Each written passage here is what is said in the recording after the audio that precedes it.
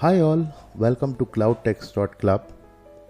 So in this lecture I'm going to discuss about pods within Kubernetes, why we need pods within Kubernetes infrastructure, its workflow, and we will also take a look on creating a pod, a simple pod within Kubernetes environment.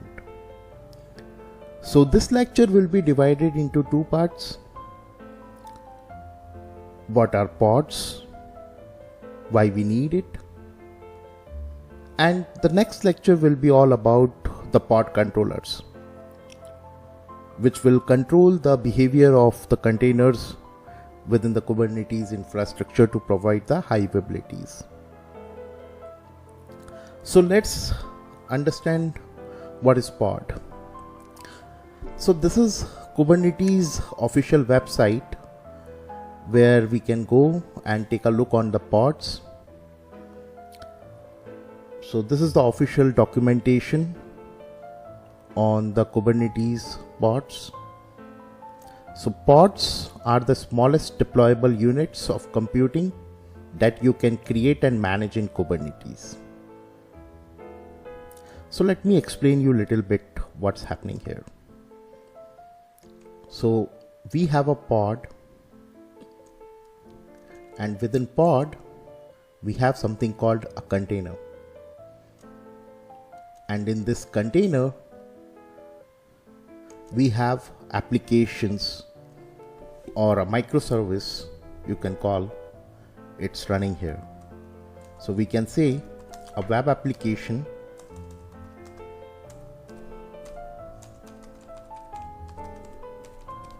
is running here. This is a container,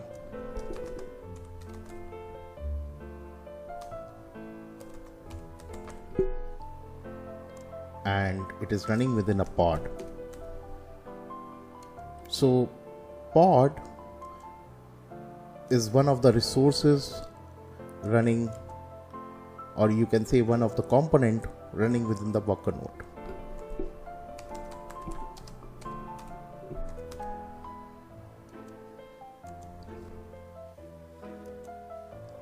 So in the past we had only the concept of containers, where a developer generally comes in, write the codes, deploy the service, test the codes, but there was nothing to manage these containers. They were just running on their local systems. Once this container is destroyed or damaged due to any technical reason, we can't recreate it, we can't back up the things. That's where the need of pod came in. The pod concept came in with the Kubernetes. So there are various reasons why we need pods. So let's talk about them one at a time. One is dependency management. Another one is pre-deployment task.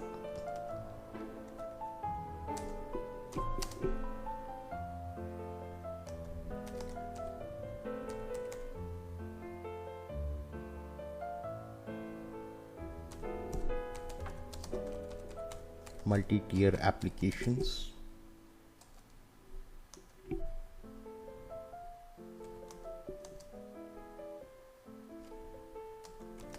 Integrated services for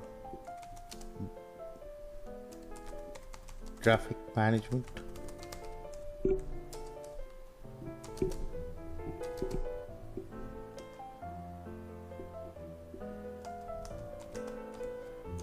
policies.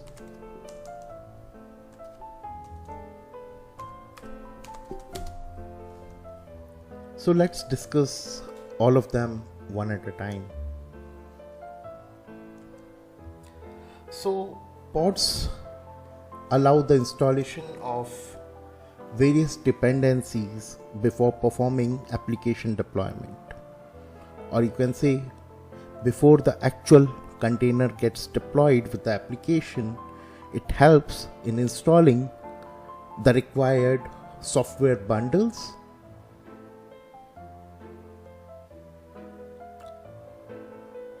and this can be achieved with the help of a concept called init containers or a sidecar containers. There is a difference between them. We will discuss them at a later stage. But yes, the dependency management and pre-deployment tasks within pods can be achieved where software bundles can be installed. The required software bundles, the required packages for a software to load within the actual container can be installed prior to launch of the final container. Next is multi-tier applications and integrated services for traffic management. Let's take a quick example. We have one pod where we are running services.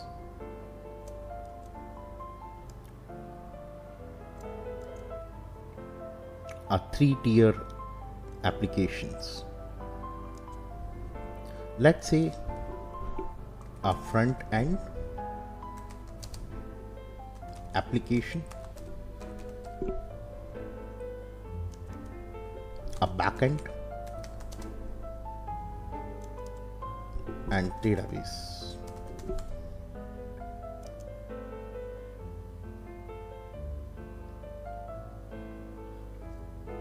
So multi-containers, these are the 3 containers. Multiple containers can be grouped together within a single pod.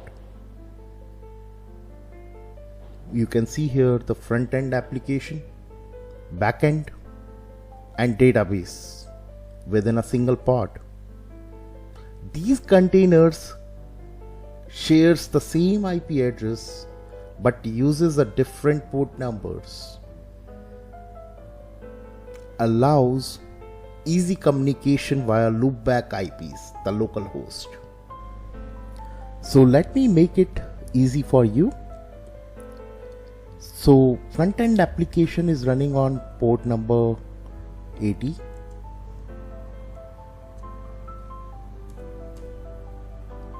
Backend is running on 8000 and the database is on 3600. This can be integrated with the help of localhost 3600. This can be integrated with backend by using localhost 8000.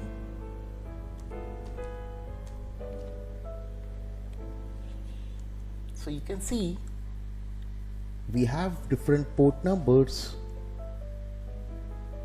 and these can be allowed for a communication between the different services. In integrated services for traffic management, pods can handle traffic for the entire application. Make it easier to manage 3-tier application where front end, back end, and database services are running together. So a single pod is handling the traffic if we have to enforce any policy for all the 3 containers to perform in certain way, we can apply the policy on top of this particular pod.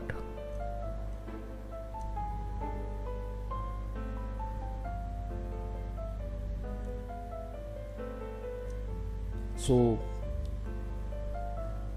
these policies can be applied on top of these pods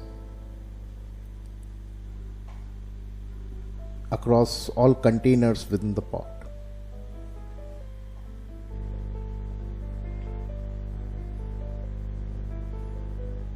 Okay, so let's understand the pod creation workflow, how it works under the hood. So it creates something called a pause container before creating main container during the pod creation workflow. So let's see here with the diagram how it happens.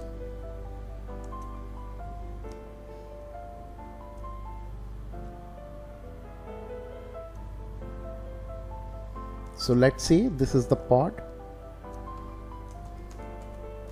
1. This is the pause container.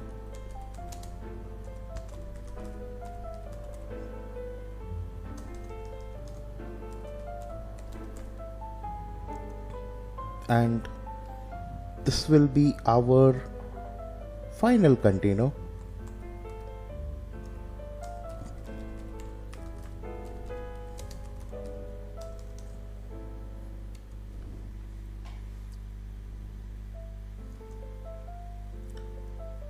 A pause container is like a helper or manager.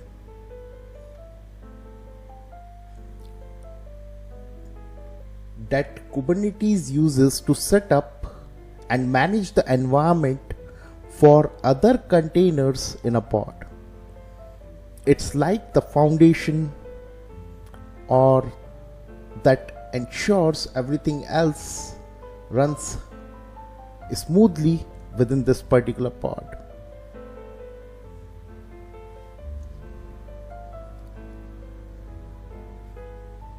So if you will take an example, just imagine you are setting up a new office. The pause container is like office manager who comes in first and sets up the internet and the phone lines and make sure the office space is ready. Once the office manager has everything set up, the rest of the employees, the main container, like here the web application, can come in and start working using the internet and phone lines already set up. So it is needed for a couple of reasons. One is network setup, and another one is resource sharing.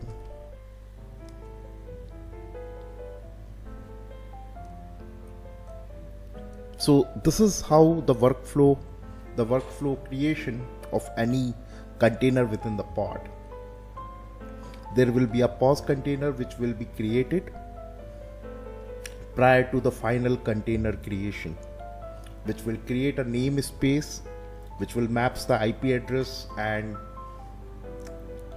shares the resources, and then the final container will be launched within the pod. Okay, so let's go ahead and see a simple quick example of a pod deployment within Kubernetes environment. So I will go ahead and use the official website for creating the pod. let's take this as an example. So this is the YAML file. This is a simple container which is getting launched. Its name is Nginx. Image it is using as Nginx 1.14.2. Ports it is opening as 80. So kind you can see here as a pod. So to create the pod, let's run this command.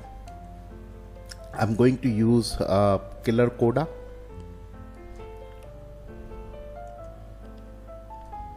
So you can see the pod is created. Let's verify the pod.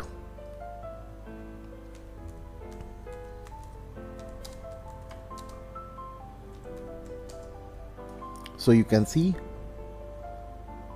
Nginx pod is running from the past 16 seconds. Let's see on which particular node this particular pod is running.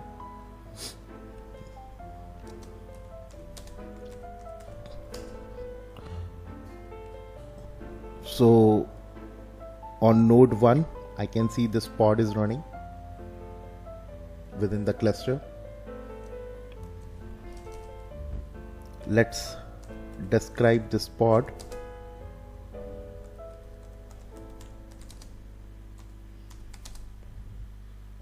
Pod name is Nginx.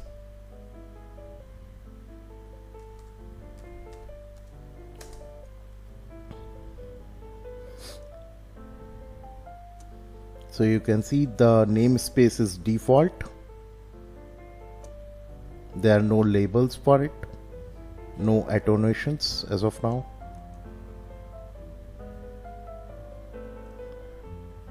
So this will give you the all information, whatever the events happened during the launch of this particular pod, container creation. So it will show up all the information here. So in the next lecture, I will discuss about the pod controllers. If you liked the video, please give it a thumbs up, leave a comment, and don't forget to subscribe for more content. Thanks for watching.